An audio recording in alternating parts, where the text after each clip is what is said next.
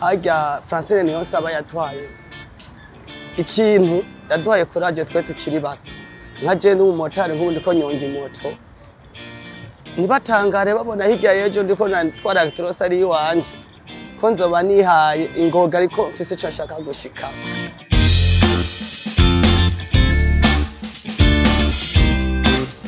Ico namwigiye ko Francine elle est très courageuse.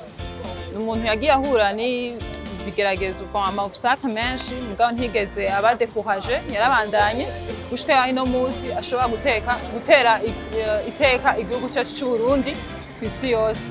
Donc namwigiye ko yuko ibintu byose tuba turiko turakora mu gihe ufite détermination, peu importe les obstacles, on peut arriver. Peu importe iyo uva, peu importe icyo uri, urashobora gushika kure igihe ushoboye ugakora n'inguvu ugakora cyane uviza target yawe. Muri jewe determination yiwe yanyigishije byinshi.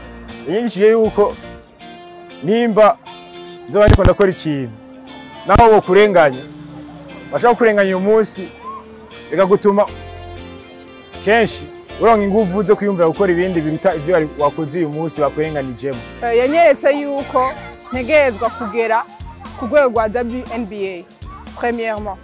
We amaze kuja muri Jeux Olympiques mugabo natwe comme les filles burundaises dukina basket turashaka kuzokina muri Jeux Olympiques za basket kugira dukreye natwe izina ryacu. We yarakreye gwiwe mugabo natwe comme nk'abakobwa dushaka kugera kure il faut que natwe tumurabirako même si tutari muri mu mugumwe wa sport. Iku kintu je personnellement yanyigishije ikugumiza ko gushindira ukintu ukora kudatinya kwerekana yuko nawe ugishobora si kurindira ko umuntu akigira hanze ko nawe udashobora kugira. Ikintu cyambere gikuru yatwigishije twe personnellement ni gupersevera mu kintu ukora apana kumviza ibyo abantu bakubwira si gusinzwe rimwe kutazopfa ubandanye gutsinda yego cyane. Urabona ko umuntu ntacika intege après aratsinzwe muri Jeux Olympiques mbwa ntiyahevye ubu akaba atahanye ama medaille arenga ashika kuri 5. Jewe personnellement akanyigisha gose je dois continuer kugira basi atista nzomire nka fara nzo kwambare drapeau y'u Burundi abantu bavuga ati ozi ubahwe wagize kuvuga benshi.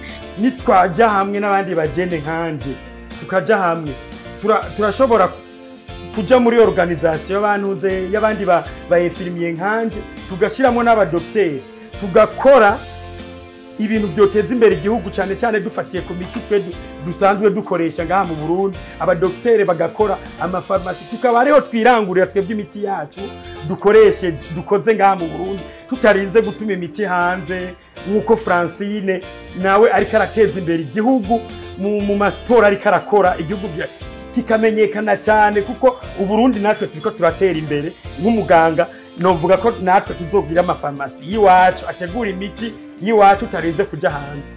Je kuri jewe na jewe ndumva yuko yanyespiye cyane kuko antuka uvuga ati je shaka gushika nta muntu numwe ashobora kuguhagarika.